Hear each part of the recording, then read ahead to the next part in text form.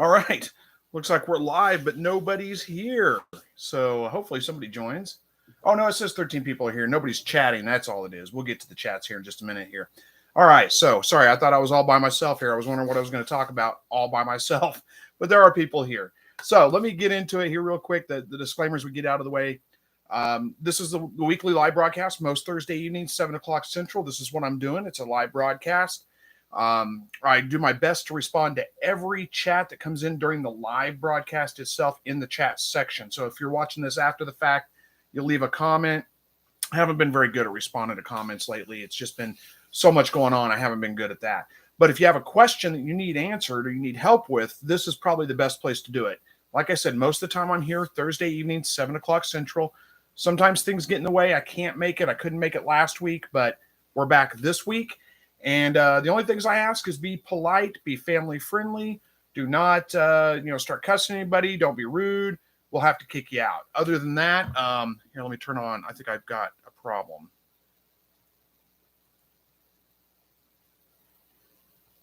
Give me a second here. I'm not seeing any chats come through, and I'm not sure if anybody's chatting with me right now, so I can't respond. Anyway, other disclaimers. Well, we'll give it a minute for the chats to come through.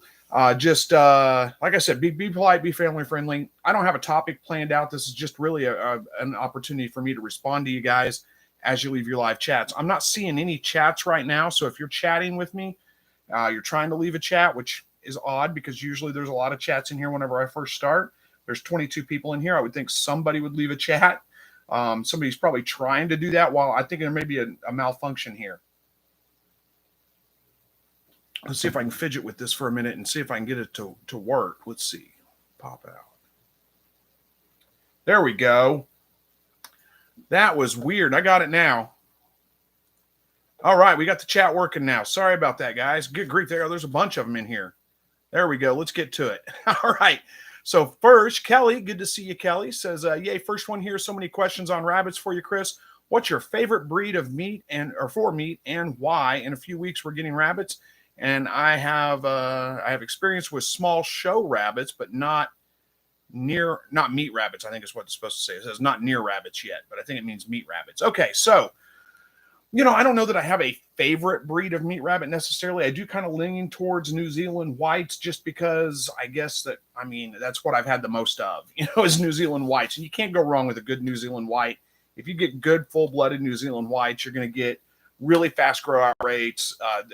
There's a lot to be able to brag about with a New Zealand white. I'm thinking about trying out some silver foxes, though. I have found some that aren't too terribly far away, pedigreed. So I'm thinking about trying those out. I've grown silver fox before. They make a good meat rabbit as well. Californias are a great one as well.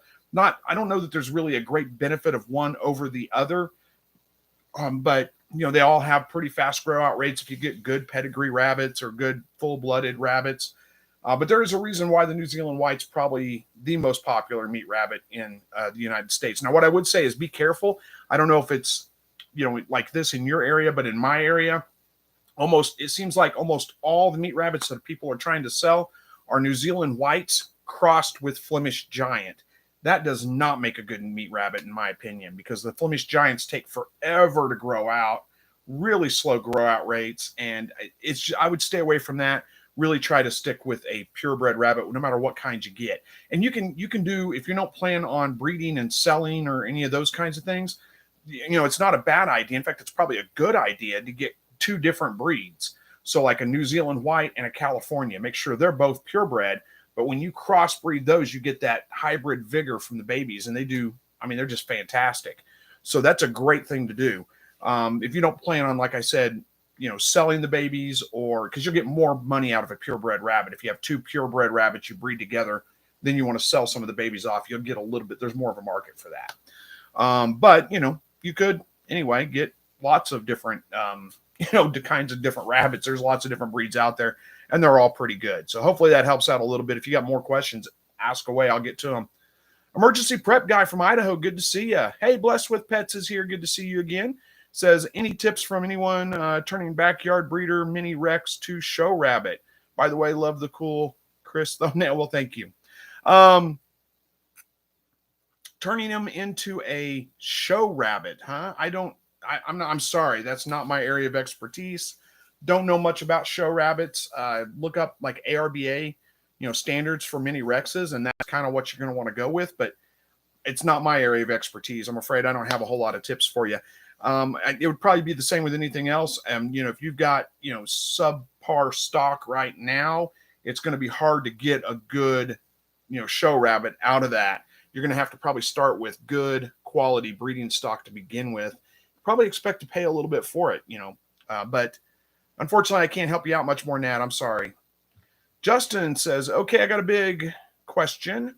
I have a doe that is pregnant. She is due next Friday, Saturday. Next Friday to Saturday, and it's been getting 85 to 100 out this past couple of days. I've been getting bottles of ice in with her. Is there anything else I can do? No, I don't know that there's anything else you need to do. I would try not to pester her too much in the heat of the day. Do your chores early morning, late evening when it's cooled off a little bit. Bottles of ice are probably a good thing to put in there with her. I find my rabbits never really use them that much, but it can't hurt. So I think you're probably doing the right thing.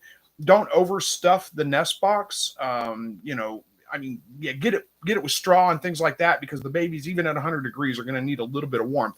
But you don't want it like overflowing overstuffed. You want to leave a little bit of airflow in there. And if you use wire nest boxes with like mine, I would leave the top part. I line mine with cardboard, but in the summertime, I leave the top part of it. I cut the cardboard down so there's that much of the top that is just wire, so they get good airflow in there. They can burrow down if they need to get warmer. But hopefully that kind of answers that one for you. 12 Gauge says, hello, Chris and all from Mountain View, Arkansas. Good to see you, 12 Gauge. Thanks for joining.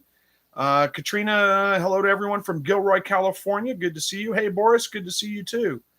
Kelly's, there's a good answer for you. Blessed with Pets from Kelly says, get a copy of the Standard of Perfection and look over your current rabbits. Maybe show some of them now and see how they do. And if you have good stock, keep those. If not, buy show stock. Okay, so I wasn't far off on that one. That is good information. Thank you, Kelly. I appreciate it. Jesse, good to see you. Emergency prep guy, good to see you again. I think we already said hi, but that's okay. We'll say it again. Probably a lot of duplicated comments because I wasn't getting chats to begin with. Hey, Verna, happy birthday, by the way. I saw it was your birthday the other day. I just never made a comment on there.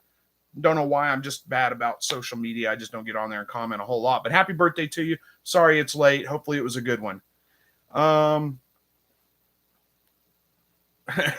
Justin says, sorry, I can't spell that grand. Hope you can understand. No problem. I think I got it. I think I got it all, didn't I? Hopefully. But that's okay. Don't ever feel bad about spelling. My spelling is terrible. I really have a hard time spelling. And I used to feel bad about that myself. But I read a study somewhere that said that people with higher IQs often have a hard time spelling. I don't know if that's true or not, but I'm going to go with that. I'm going to hold on to it and claim it. Jammin' Mike, good to see you. Yeah, okay. I see all the chats now. Yeah, I'm getting to them. There's a bunch of people saying that they left chats. And thank you guys for being patient with me. I don't know what was going on. Usually when I pull up the live broadcast, I just use, YouTube's live broadcast thing. There's a little section over on the side that has all the chats in it, and nothing was in there. So you can click on that and pop it out, which I usually don't do because there's no need to. But I clicked on it, popped out, and there were all the chats. I don't know why it wasn't showing up to begin with, but we got it now. Got a couple people talking to each other. I'll skip over those. Seth says, I have 5 female rabbits. Yeah, that's okay. That's where we're at. I have 5 female meat rabbits and 2 male rabbits, and I have a total of 10 individual cages. Is that plenty of cages for grow outs? The current occupied cages are 5. Thank you. So you've got 5 empty cages, and you've got 5 female rabbits and 2 male rabbits. The current occupied cage, that doesn't seem to, that math doesn't seem to add up for me. If you've got 10 cages, 8 rabbits, that would mean you have 2 empty cages, but you're saying that the current occupied cages are 5. So I'm guessing either way, that's probably enough. If you have good grow out rates with your babies, a lot of times I don't even use a grow out cage. I just leave them with the mother for 8 weeks and then they're ready to process. So, yeah, that's probably going to be plenty of enough space for them. If you've got a little bit slower grow out rates on your rabbits, then you are going to need to probably use a grow out cage. And you probably need at least 2 for every, for the litter of rabbits when you're growing them out, because you want to separate out. Past about 8 weeks, I try to make sure that I separate out males from females. because you don't want some accidental breeding going on. And it can happen early. I mean, it shouldn't. It's not a good thing for them, but it can happen early. So that would be my advice on that. Hopefully that answers your question for you. But yeah, chances are you've got enough space for them because, like I said, if you've got a good grow out rate, you can just leave them with the mother. You don't even have to worry about growing them out in a separate cage. Just leave them with her until 8 weeks. And if they're grown out enough, go ahead and process. All right, Kelly says, do you get pedigree rabbits every time? We're looking for New Zealand's and wanting silver foxes. I don't get pedigree rabbits every time. They're kind of hard to find sometimes, and sometimes I just, go ahead and just get whatever I can get, which is usually some kind of mix. Sometimes it's a full-blooded, but usually it's mixed rabbits. But I'm holding out this time. That's why I don't have rabbits right now. Holding out this time and really looking for some good pedigree rabbits. And I found a breeder just around Bentonville, Arkansas. So that's not too terribly far, an hour and a half-ish. I might be able to try to reach out to them and see what they've got available and maybe make a trip down there. I don't know yet. We'll see. If I do, it'll be on film. You guys will know about it. Verna says, some people know that some breeds of rabbits have a better coat for fur. Yeah, that's true. I think you responded to somebody else, and there probably was a conversation going on there I wasn't with, but yeah, there are a lot of rabbits that do have a better coat for fur. Rexes are one of those. Rex fur is one of the best, and standard Rexes don't make a bad meat rabbit. So if you're looking for a dual purpose rabbit, like you want one that you can save the fur from and use for meat, then a Rex is a good choice. Standard, not a mini Rex. The one thing I will say about that is that if you are looking for a good fur harvest, usually those need to be older animals, older than what you're processing for meat.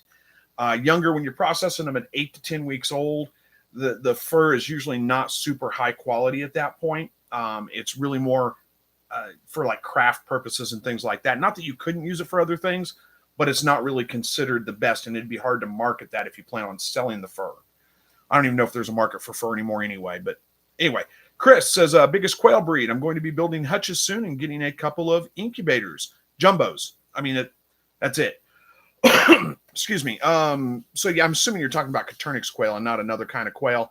Really, if you're looking at breeding for meat and things like that, Coturnix is the way to go. The biggest of those are going to be jumbos. They come in a lot of different varieties. I like jumbo, the jumbo brown, jumbo wild, whatever you call them. There's several different names for them.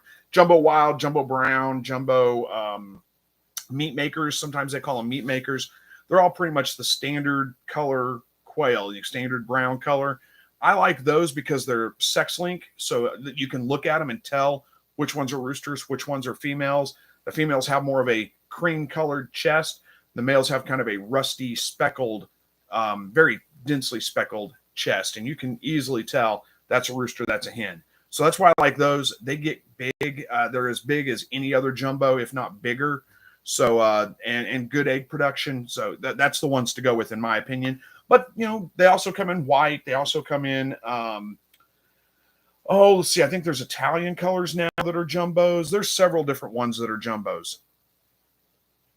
Yeah, Verna's saying the same thing. The biggest ones are jumbo wilds. Oh, it looks like you got that answer. You guys beat me to it. Nick says, hey, Chris, can you keep 6 female quails with 2 males? What's a good ratio? Yeah, that's not a bad ratio at all. I like to go 1 rooster to every 4 to 5 hens. But if you've only got 6, 2's probably good in case something happens to one of the roosters. You got to back up until you can breed and produce more roosters. So that's a good ratio. I think you'll do fine with that. All right.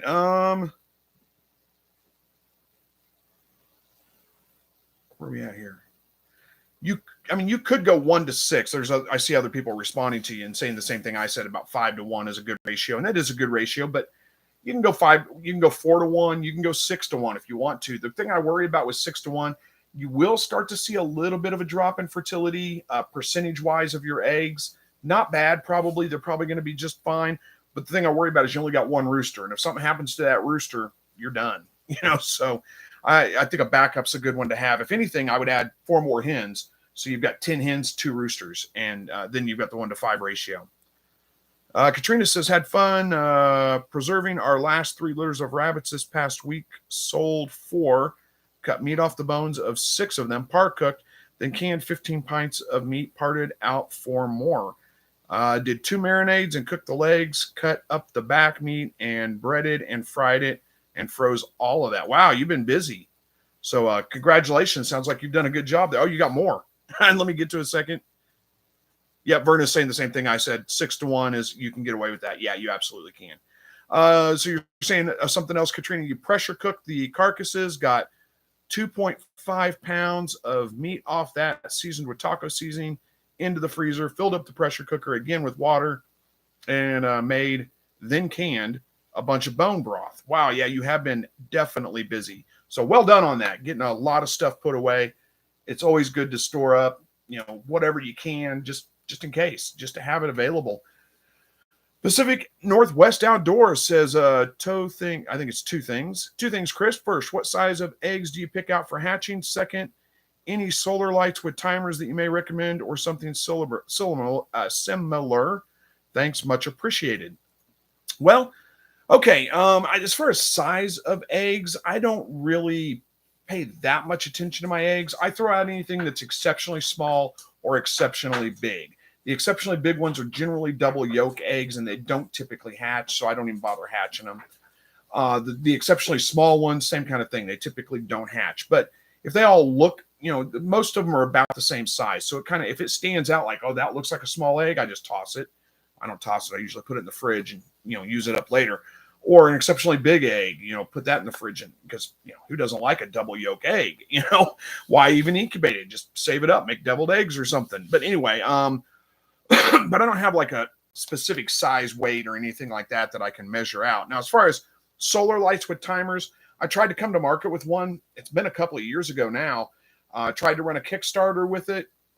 That failed twice. And then I did a pre-sale on it to raise funds to get it. And and several people bought into that. I placed the order. I'm still waiting on those to come in. I may end up having to refund money to all the people that actually pre-bought that, because they, especially now with, COVID and all that stuff that hit, it's like the supply chains are all messed up. I don't know that they're ever going to come in. So I may end up having to refund all that money, but we'll see how that goes. Unfortunately, I don't know of another solar light with a timer on the market. That's why I tried to come to the market with one, because there just wasn't one out there. And I thought, what a great idea. Why hasn't anybody built this? But apparently not enough people were interested in it to back the Kickstarter. And well, long story short, no, I don't have one. I don't know of one available. I did use for a while. I got it at Harbor Freight, and it was about $20, I want to say. It's a solar shed light, and it comes on automatically at night, and then it stays on until the battery runs down. The only problem with that is in the summertime. Of course, you don't need it really in the summertime, but when the days are a little bit longer, it stays on all night long. The battery never runs down because it's getting charged for so long.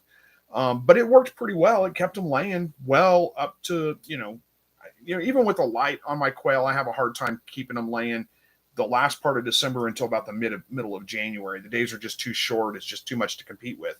But I can keep them laying all the rest of the time, and that light worked just as well as anything else. So you might look there if you have a Harbor Freight in your area. That's an option for you. Like I said, summertime, you don't need it. The days are long enough. There's no need to put any light on them. But that was my option. It wasn't, the thing I liked about it is it wasn't motion activated. And that's where most solar lights come, is they're motion activated. And I didn't want that. I wanted something that would come on and extend the daylight for them. So that one just comes on automatically. As soon as the light goes down or the darkness comes on, it kicks on. And then it stays on till the battery runs out. It lasted a good long time. I got a couple of years of use out of it, I think. Verna says it was yesterday, and it was the best birthday in 64 years. Well, good. I'm glad to hear that. I didn't know you were that old. I thought you were younger than that. So, again, happy birthday. I'm glad you had a good one. Blessed with Pets says his hined was looking pretty dirty, and I quickly switched them back to all-wire floors. I think I missed part of that conversation, but sounds like you're doing the right thing. Joel says, I just got a good quality New Zealand white meat rabbit and have learned a ton from your channel. Keep up the great work. Well, thank you very much. I need to get back on, as soon as I get some rabbits, I'll probably do some more rabbit videos. Honestly, I'm having a hard time coming up with a lot of content because I've covered just about everything.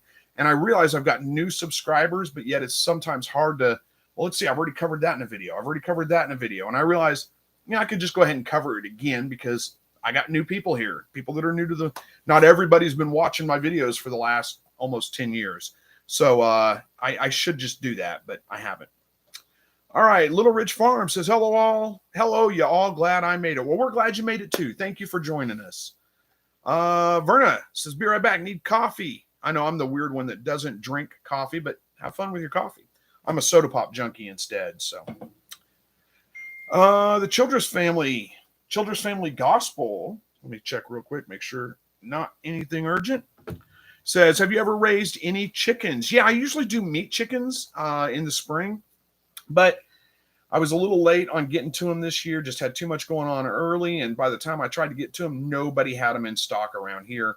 So no meat chickens this year. Well, maybe later in the year, I don't know, but none right now. I did find somebody that's that has some, but they're about a little over about 2.5 hours away, and they want $4 a bird. And by the time I drive there, pay $4 a bird, and drive back, I just don't know that it's worth it.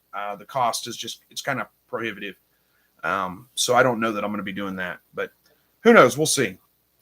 Blessed with Pets says, then he started losing fur and some scaly skin and deflated testicles. He's the sweetest boy ever to humans and his lady friends, and he's my favorite rabbit currently, so I'm pretty worried. Should be. I think it's should I be worried? Maybe, yeah. You say you're getting him to the vet tomorrow. That's probably the right thing to do.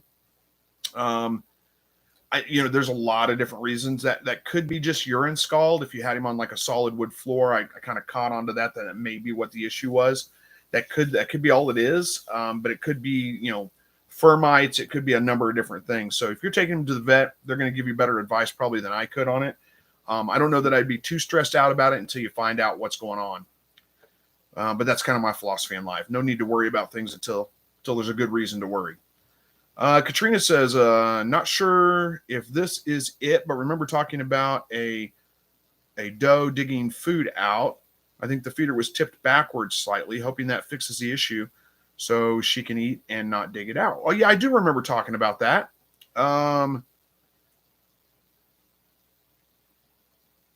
Yeah, okay, that could be it. Yeah, if the feeder's tipped backwards too much, maybe that's why she's digging at it. Maybe it's not falling down the feeder to the front. So yeah, you may be onto something there. That's a good point. I have seen people put pieces of cage wire over the feeder so there's just enough room for her to basically get in there to eat, but she can't get her feet in there to really dig. I've seen people do that as well. Hopefully that works instead, so you don't have to go to that. Helen, good to see you. Says hello from Brisbane, Australia. I just finished processing some male quails and got 1.5 kilograms of meat, over 3 pounds. Thank you for doing that, because I have no idea how much 1.5 kilograms is. I'm a stupid American, and I don't know the metric system. Says, I see quail dishes in my future. Yeah, sounds like it. Congratulations on your harvest. Hopefully it goes, hopefully your dinners go as well as the harvest did.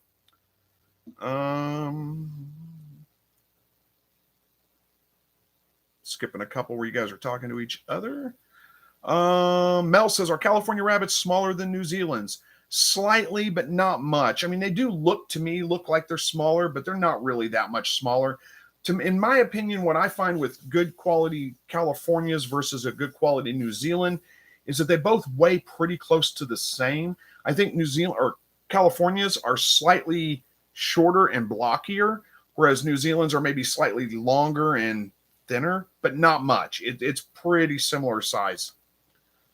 Joel says, one of my New Zealand white does is mean and refuses to breed, just wants to fight. I've tried many tricks. Should I just keep at it, or is there a point where you give up and send to freezer camp? Yeah, I don't have a whole lot of patience for aggressiveness. So if they don't calm down pretty quick and start breeding, I give them, a handful of tries. And you may find that once you do get her bred, her personality just completely changes. That's not uncommon either. I had a doe that was the other way around, was just super easy to deal with until she had babies. And once she had babies, she was a nightmare. So, but everything else worked. So hopefully you get her calmed down. But if not, if you can find a replacement first. But if you can find a replacement, that's what I would do. Verna says, Browns, meat makers, wilds, and pharaohs are all the same. Yep, they are. I agree. Childress family, have you ever raised any chickens? Yeah, I think I answered that one already. Meat chickens is all I've really ever raised. And yeah, I planned on doing it this year, and we just, like I said, we got to it too late. I can't find any available.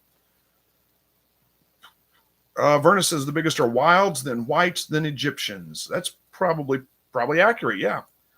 Robert says, Chris, are you currently selling quail hatching eggs? No, I don't. I'm not really set up to sell eggs. I mean, I sell a few locally. So if you're local in the Joplin, Missouri area and you want to get some quail eggs, I can help you out there. But other than that, I'm not set up to ship eggs. But, you've got a couple of good suppliers. Myshire Farm is a great supplier.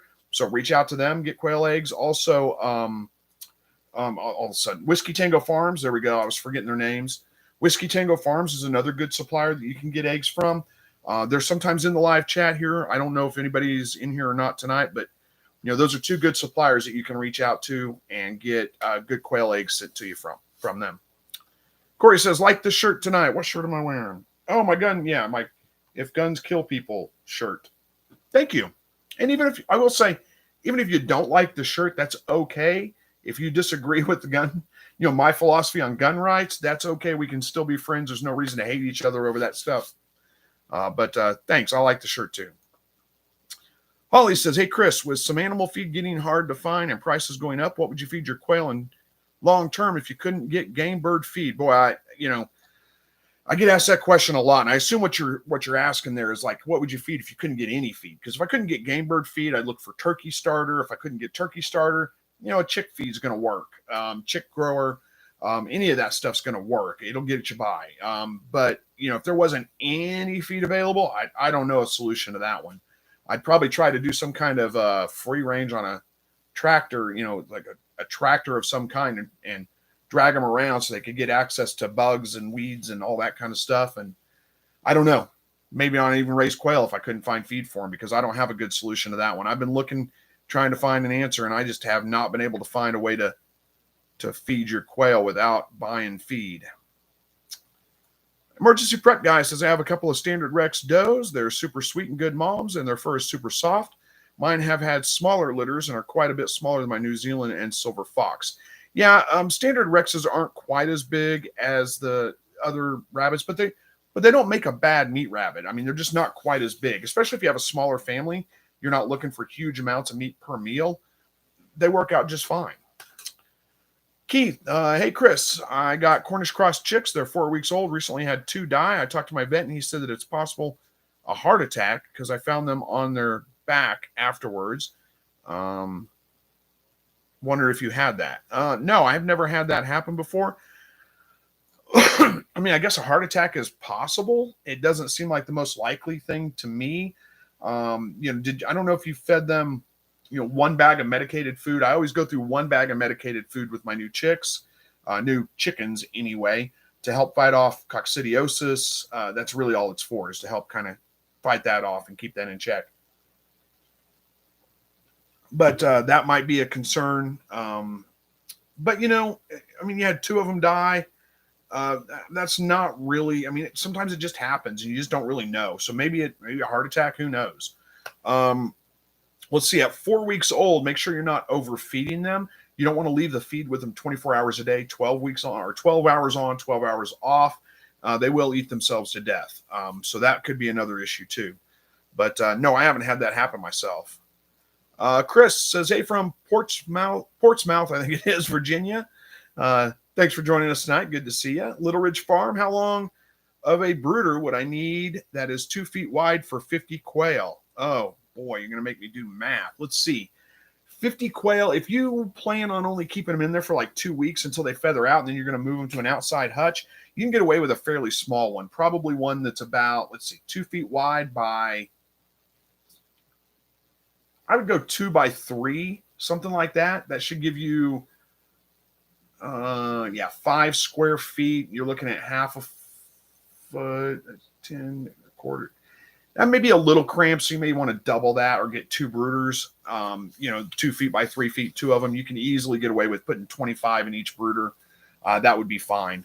So 2 by 6 probably for like 50 quail. But if you plan on, you can get away with a little smaller than that. Probably a 2 by 5 at the very most would hold them if you're going to be able to move them outside out of that at about 2 weeks when they start feathering out. It's going to get pretty messy pretty quick. So if you want to cut down on your cleaning time, just get a bigger brooder.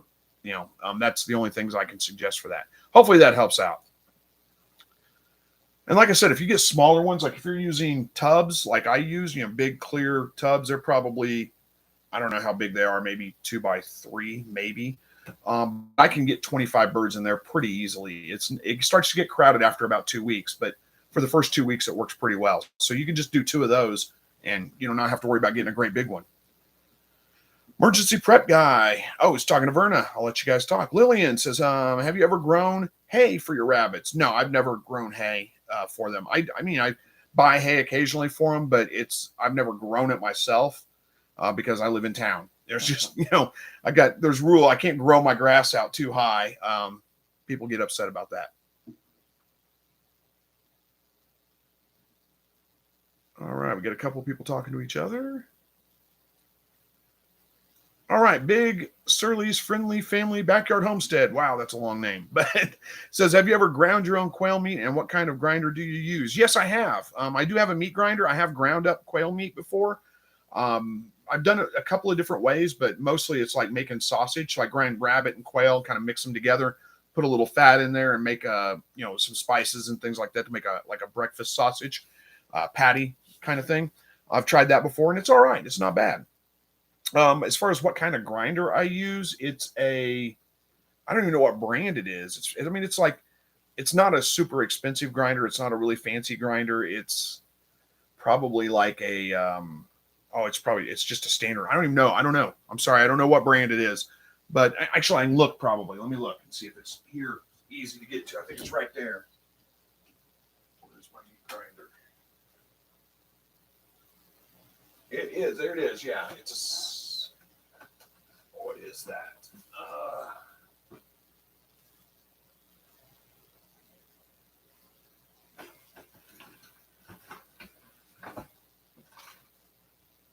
Yeah, it says, sorry, hard to read, but I think it says Sunmile 800 watt grinder, I believe is what it is. Mel says, I think it's too close to hot weather to breed rabbits. Yeah, for me, it is. There's another question about temperature we'll get to here in a minute. For me, it's a little too hot to be breeding rabbits, but there's plenty of people that do it all year long and do just fine. It kind of depends on your setup.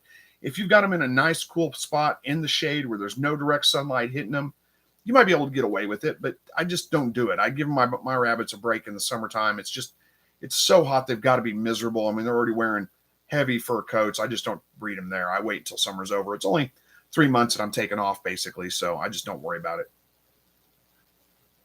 All right, and then Lillian says, what temperature is too cold for rabbits? I don't know if there is a temperature too cold for rabbits. They really do much better in the cold than they do in the heat. I've had bred rabbits, and had babies, litters of rabbits as cold as, -1 Fahrenheit, and they do just fine. Never had a problem. Blessed with Pets says, yes, it did. I don't know. You're talking to somebody else. I'll let you. Lillian says, how often do you have to have a doe fake pregnancy, and is there something that causes it? I've had it happen like maybe once or twice. It's not a very frequent thing. A lot of times it happens with first-time moms or older does that are starting to age out. One of those two things. But it's not a real common thing. And usually if you just go ahead and breed them again, everything's fine. You don't have to worry about it. Children's Family says, question, I'm new to raising chickens and was wondering if you've got any tips. Well, it depends. Are you talking about chickens like meat-laying chickens? I don't know that there's a bunch of tips I can give you with meat-laying chickens.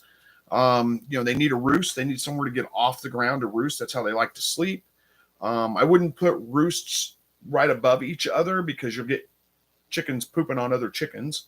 Other than that, I think if I had, hens, like egg-laying hens, I would probably look at doing a deep litter method in their coop because I think that's probably going to be the most sanitary, least maintenance, most maintenance free. It's not maintenance free, but it's the least amount of maintenance you have to do to keep it clean. If you don't do that, you're going to be cleaning out quite a bit in the coop.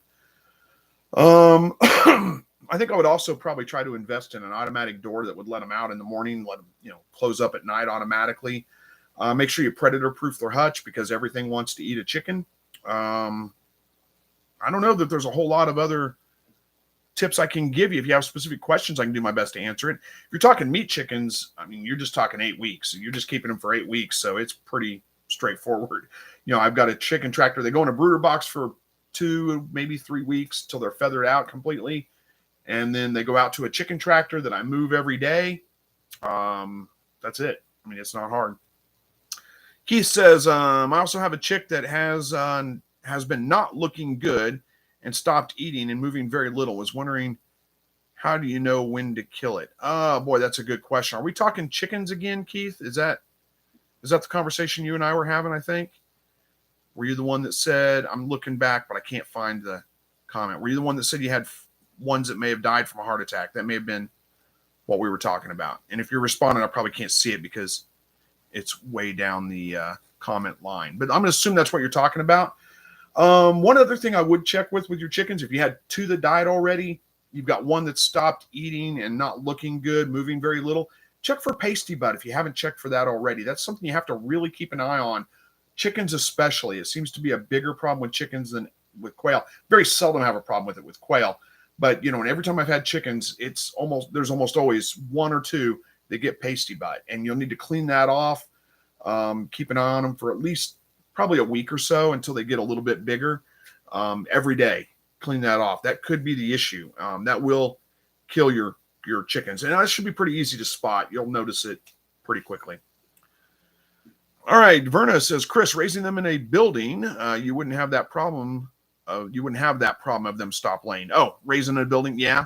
Yeah, if I had them inside, you're right. I wouldn't have that problem because I'd have lights, right there. I could just turn the lights on. Chris says, my first hatch goes into lockdown tomorrow. Well, good luck with your hatch. I hope it goes well. I'm sure it will. Chris says, a different Chris says, go for it. Cover it again. It's all good. Talking about my videos. Yeah, I think I will probably try to start doing some of that. But anyway, I'll do better, hopefully, at getting some better content out there for you guys soon. Micro Mansion says, registered New Zealand available in Northeast Oklahoma. I bought my rabbits from them before they started with registered. He was a judge for rabbit shows. Dream Setup. Is that the name of it? Dream Setup? I'll have to look that up. Dream Setup.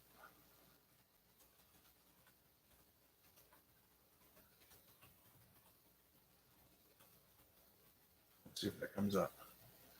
That doesn't come up. No, that just gives me a whole bunch of like house rabbit things and stuff, weird stuff. So that must not be it. Tell me the name and I'll see what I can do. Northeast Oklahoma may be close to me, but it may not be. We'll see. Sorry, got distracted by a work text that don't need to deal with right at the moment. Right, Chris. Spontaneously got a blue-green egg out of my jumbo wilds. Is this normal for older birds? I feed a game bird breeder crumble. I mean, it's not unusual for you to get some little off-colored eggs like that. I know that has much to do with what you're feeding them or what you're doing with, if it's just because they're older or what. It's not that abnormal for you to get some little off-colored, weird-colored eggs every once in a while. Kelly says, I ordered breast chickens and eggs to hatch for meat this year. They can be bred and hatched on the homestead. Yeah, I thought about looking for some different kinds, but there wasn't anything available. I mean, they had like laying hens. That was it. So I just didn't do it. And I checked every place that carries chickens around here. I just waited a little too long. It was a little too late in the season. I don't know why. I don't know why people want to get their chickens in February and March. It's so cold out. It's hard to breed or hard to brood them at that point. But that's what they do. Bob says, hey, Chris, why wouldn't you blend 50% starter feed with 50% layer feed to get optimal 23% protein and 2.25% calcium levels? Layer feed is cheaper too. Yeah, well, that's not a bad idea. You can definitely do that. There's no reason I don't do it necessarily other than just maybe kind of laziness, I guess. I don't know. But yeah, there's no reason you couldn't do that. Steve Verna says, Chris, Quail in the Kitchen will be out soon. Awesome. That's the cookbook. I figured it was. I remember you talking about a cookbook. I don't know that I ever really did any help with that. I know you asked for recipes, and I don't know. I probably didn't provide any. I'm sorry. I should have. But I'm glad you got it done, and good luck on that one. I hope it, I'm assuming you're going to be selling it. Hopefully it sells well. Katrina says, we did the whole thing, the whole wire thing. Meatball Rabbit is too smart for her own good. She removed it, and then we wired it better, and it was good for a while. Then last week, she bent it all up trying to get it out. Yeah, some rabbits are like that for sure. Children's Family Gospel says, sorry about the double questions. I left the video for a minute or two and didn't know if you had already seen the comment. No problem. Hopefully I got your question answered then, and you weren't gone when I responded to it. Blessed with Pets says, also dealing with ear mites. Would olive oil work? Yes, it would. That's my preferred oil to treat them with, usually because that's what I have on hand. Any food grade oil is going to work. Olive oil, canola oil. I would stay away from avocado oil. Seems like there's some reason avocados might not be good for them. But for the most part, any kind of food grade oil is going to work. Mineral oil even works just fine. You can do any of those things. Chris says, love the shirt. Well, thank you very much. I do. It's one of my favorites. Kathleen, good to see you, says, hey there, it sure was hot today. Yeah, it got pretty warm. It got about 90 degrees out here. I don't know what it was like everywhere else, but I think we set a record, actually. The previous record was like 88 degrees in 1960s, somewhere in 1968, I think, something like that.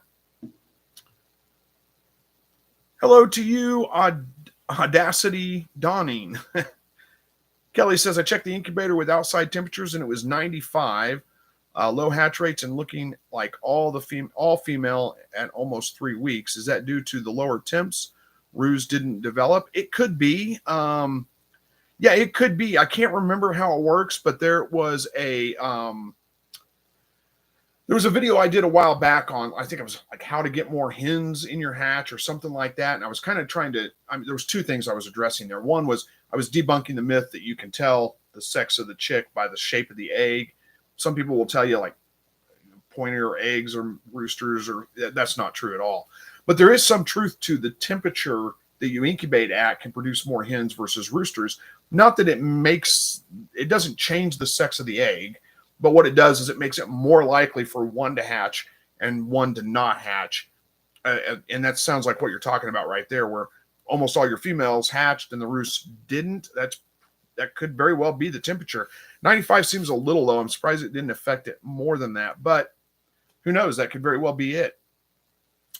Kathleen says, could you overfeed chickens? It depends on what kinds of chickens you're talking about, but yeah, you could definitely overfeed chickens, especially like when you're talking about like Cornish cross.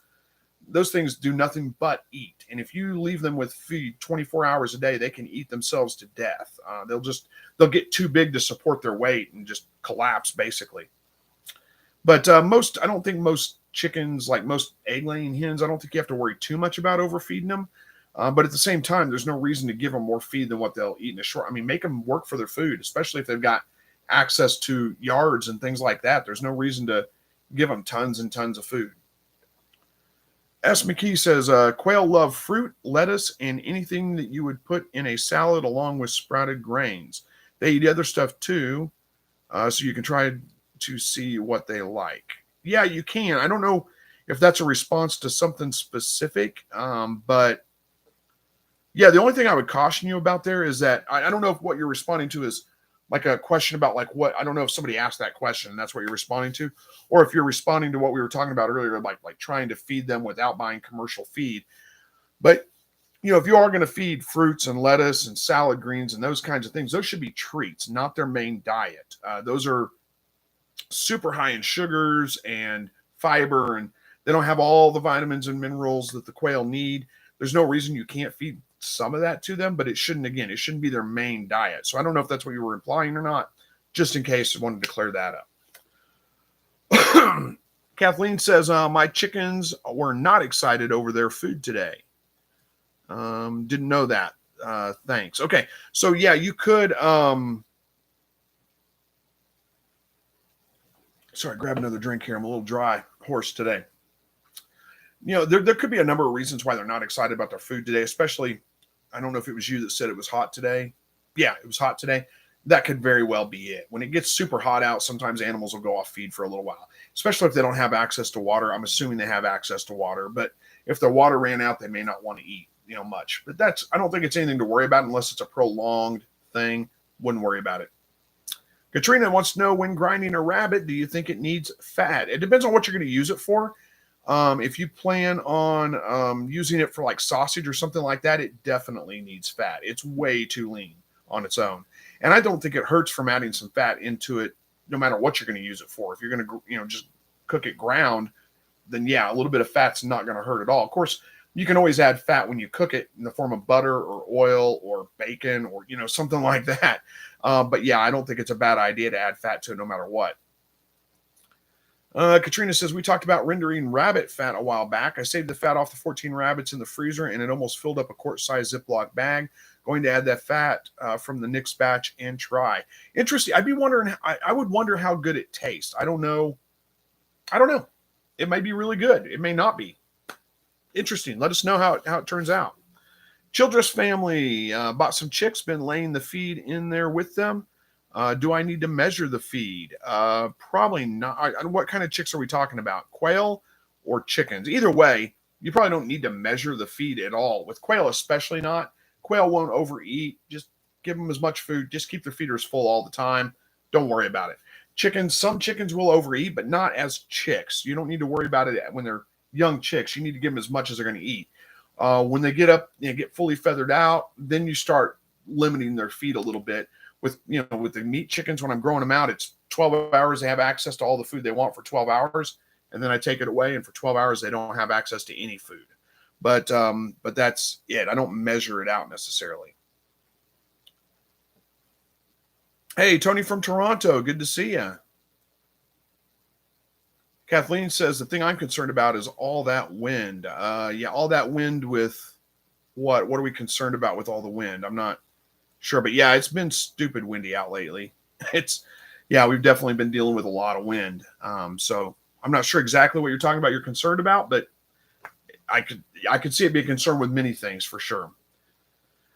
Let's see. Childress says they're baby chicks, Rhode Island Reds. So I was wondering if you got any tips on them. Oh, okay. Well, Rhode Island Reds, you can. You don't need to measure the food out. I would just give them access to food and water all the time until they get big enough to where they can go out. So that's going to be probably 3 weeks old, something like that, fully feathered out, and then you can start moving them outside. And at that point, I would start backing off on the feed a little bit. Just feed them once a day. And again, it depends. Are you going to give them access to a yard of some kind that they can get out and run around? And I mean a pretty big yard, not a little bitty cooped in yard where they're going to just pick through it and it's going to be gone. The grass is going to be gone in a week. If they are, then you don't need to feed them much at all. But if they're going to be kind of more caged up and not have access to a very large area, then you're going to want to supplement them more with feed. Just, you should be able to tell. You don't have to worry about them too much overeating. But if you throw feed down and they just go to it like they're starving to death, maybe you should feed them a little more. Oxford Outdoors says, I've been having huge problems with rat snakes eating quail. Any tips? Oh man, I'm sorry to hear that. Yeah, work on securing your brooder boxes and things a little bit more so they can't get in them. That's the only tip I have, really. I don't know of a good way to deter snakes. They figured out that the food is there. If you're not freaked out by snakes too much, I catch a rat snake in my brooders every once in a while, and I just take them out and relocate them, take them out a ways away. You really have problems. Snakes don't just come back to the same place over and over again necessarily. So usually that's fine. And when I say I take them and relocate them, like I take them out to my back, field, back lot, and the very back of that, and just let them go back there and don't ever see them again. I'll see a different one maybe, but not the same one. I'm sorry you're having that problem. I don't know of a great way to take care of that before, but Verna says surround the cage with hardware cloth, with small wire hardware cloth. That could work. Yep. Oxford saying, Verna, I have that and dug 1 inch in and buried it and somehow still getting in, even surrounded with organic snake begone. Yeah, that snake begone stuff's a bunch of, it's snake oil, right? It doesn't work. I don't know. I've heard that mothballs can kind of deter them, but I don't buy that either. So I don't know. Burying it. Yeah, I doubt that. Snakes aren't digging under the hutch or under the cage. I don't know how they're getting in there. I guess it's not a brooder. I guess it's a cage that you're talking about. There's got to be a gap somewhere where they're squeezing through. Diversity Love says, "What is the best for quail eggs?" I don't know what you're asking me. What is the best? Is it? You mean what's the best bird for eggs? Or well, I mean, all the quail, all the Coturnix quail, doesn't matter what kind you get, are going to lay an egg a day, roughly. I think the jumbos are better because they lay slightly bigger eggs, but I'm not sure if that's what you're asking me or not. Let me try to clarify that one and see if I can get a better answer for you. Christy says, "Hey Chris, we're growing our own turkeys this year. If memory serves, you did a few of your own during the pandemic. Is dispatching any different than chickens?" No, I actually haven't raised turkeys, so you're probably getting me mixed up with somebody else. But no, as far as dispatching a domestic turkey, no, it's not really any different than dispatching a turkey or a chicken and plucking a chicken. It's just a bigger bird, a much bigger bird. With a wild turkey,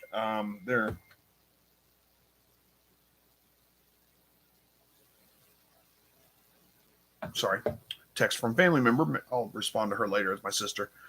Where were we going with this?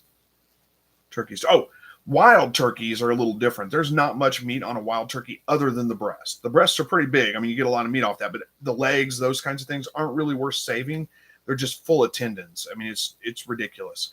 So you pretty much just breast them out, and that's it. But domestic turkeys, yeah, you process them pretty much the same as you would a chicken. S. McKee says, "I bought a steaming pan and steamed up 5 dozen quail eggs. They were really easy to peel." Interesting. I'd have to check that out. Chris A says, "What's the best temperature when brooding chicks?" For the first, week or so, it's going to be right at 100 degrees, 99.9 degrees. That's about what you need to keep it at until they start to feather out a little bit. And then you can start backing it off a little bit. And I don't really necessarily, there's not an exact temperature. Just watch your chicks. They'll tell you.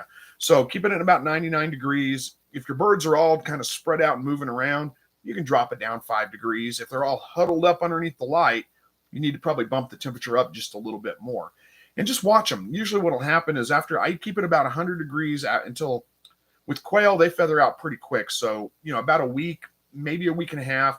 And then I start to drop it a little bit. I drop the temperature 5 to 10 degrees, whatever that is. And usually what will happen when I do drop it a little bit, they'll kind of huddle together under the light a little bit for a day.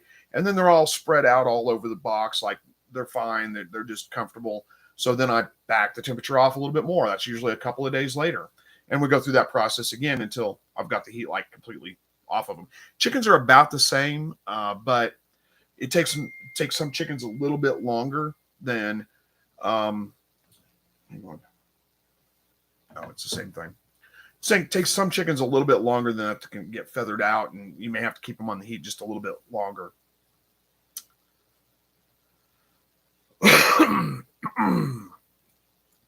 Sorry, I got a bunch of people talking to each other, which is fine. I will let you guys do that. I just got to get to the other comments. Texas Coturnix Quail Connection says, "Hey, gang, just hatched out 38 jumbo browns. Awesome. Congratulations on your hatch." And Verna, okay, they're talking to each other. Big Surly's Friendly Family Backyard Homestead says, "Thanks for the grinder answer. This is our second year quail, and we will be processing more this year. 28 in the brooder. Thanks again. You're absolutely welcome." I don't know that, I can't say that it's an exceptionally good grinder, but it's worked pretty well for what I've done with it. I don't use it a lot, but I do use it occasionally. And I've ground up, deer meat with it. I've ground up quail. I've ground up rabbit, and it works pretty well. It also has sausage making attachments for when you want to make link sausage. So you just, it has a little tube, you put the casings on, and you can, the only problem with that really, in my opinion, is that I think it would be better to get a manual one, because what happens with this one is it's electric. So you push the button and the meat starts coming out. You don't really have as much control about how fast or how slow, but it could be worse. It works. Kathleen says, "I can't free range my chickens. There are fox, coyote, hawks, cats that would love to eat my chickens." Yeah, I know how that goes. Sometimes you just got to do what you can do. Get a good rooster, and that might help keep that down. Roosters can do a lot, keep a lot of predators away. S. McKee says, yes, I did mean as a supplement to their diet, so you could make their main food last longer if you can't get regular food for them. That makes sense. Yeah, I get what you're saying. Kelly says, when do you add fat to a ground rabbit meat? And what do you add? Beef? It depends. Usually for ground rabbit, I would probably go with pork or chicken. Usually pork, because pork fat's a little bit easier to get a hold of. What I typically do would be just to get like a good fatty piece of pork. When I do ribs, I trim off the excess on the ribs. I always save that to throw in my sausage because it's usually got a lot of fat in it. Pork sauce or pork fat goes really well with most things, but pork fat goes really well with chicken or with quail or rabbit. Sorry, there we go. Get the right one, rabbit. I don't know that beef might be a little strong for the rabbit, but then again, it might work. If you plan on using it for, like, you want to use it like hamburger, beef would probably work pretty well with that, I guess. Good questions. I don't know that's not necessarily my area of expertise. It's something somewhat familiar with, but not an expert on for sure. So I may not be the best one to answer that for you. And Ben wants to know, can you overfeed rabbits? Yeah, you can absolutely overfeed rabbits. What you want to do with rabbits when you're feeding them is feed them just as much as they'll eat within 24 hours. So that's usually going to be somewhere around 8 ounces for an adult rabbit. What I do is I have a little cup there that, I have a certain line that I measure on. That's how much feed they get a day. Dump that in their feeder. If I come back the next day and that rabbit, as soon as I feed them, they're just diving into their feeder like they're starving, I give them just a little bit more in that little cup. And then, if I come back the next day and there's pellets left over, they get a little bit less in that cup. And usually after, a little while, you kind of figure out where the sweet spot is how much they'll eat within 24 hours. But yeah, you don't want to leave their feeders full. The exception to that would be a rabbit that has babies, a doe. If she's had babies and kindled, then keep her feeder full at that point on until the babies are weaned and out of the cage. But other than that, you only want to feed them as much as they'll eat within 24 hours. How are we doing on time? Oh my gosh, we're almost out of time. We got about 5 minutes left. Let's see how much I can get through. Texas Coturnic Quail says, so I'm also super nervous, excited. We're fixing to put 90 of out down eggs.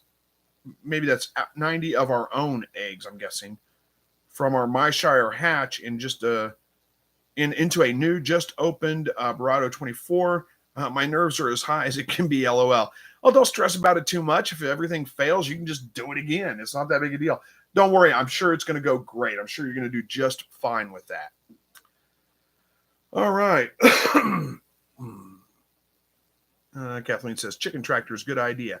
Yeah, that's not a bad idea. I've seen some people do look up, this is probably beyond the means of most people, but look up Joe Salatin's chicken tractors. That's one of the most amazing things I've seen. He's got these huge chicken tractor things that they move.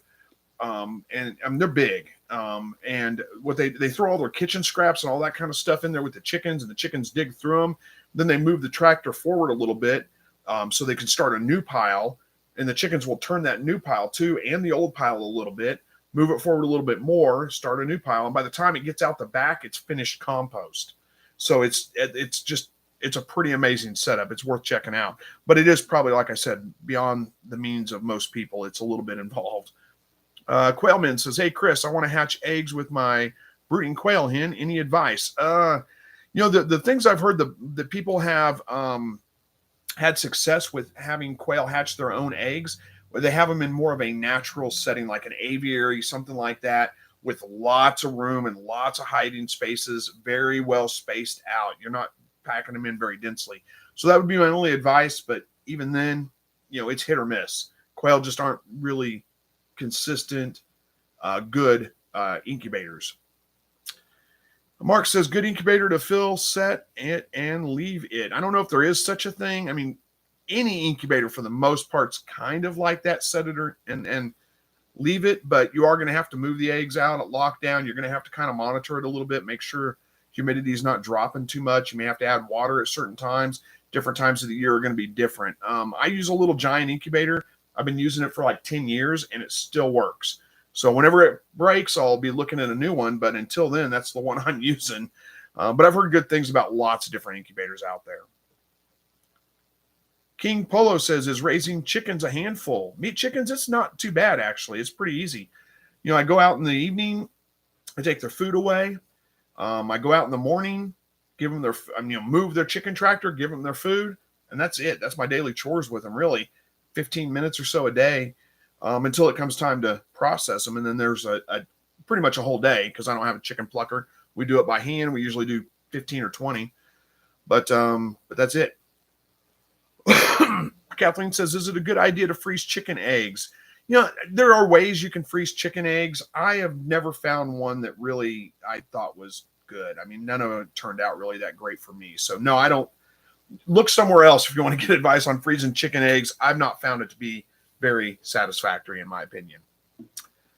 Wade says best snake trap is plastic netting. They'll get tangled in it every time. Every year I have to remove snakes from my mother's blueberry bushes covered in plastic bird netting to keep the birds off. Interesting. All right, I don't think I'm going to get through all these. Oh, we're right at time. Let me get through one or two more, and then I got to get out of here because I got dinner cooking right now I need to go check on. Diversity Love says, what do you do in a heat wave to protect birds? Not much. Make sure they have water. Make sure they have shade. And that's really about it. I mean, they handle the heat okay. It's stressful on them for sure, but try not to have them in direct sunlight. Mine are under the shade. They have shade trees right over them, so they never get sun beating directly down on the hutch. Katrina says, when you do get a turkey, I've heard wonders from people who have had and packed it in clay and built a fire around it. When it's done, crack the clay open and the feathers come off with it. Juicy and yumminess. Interesting.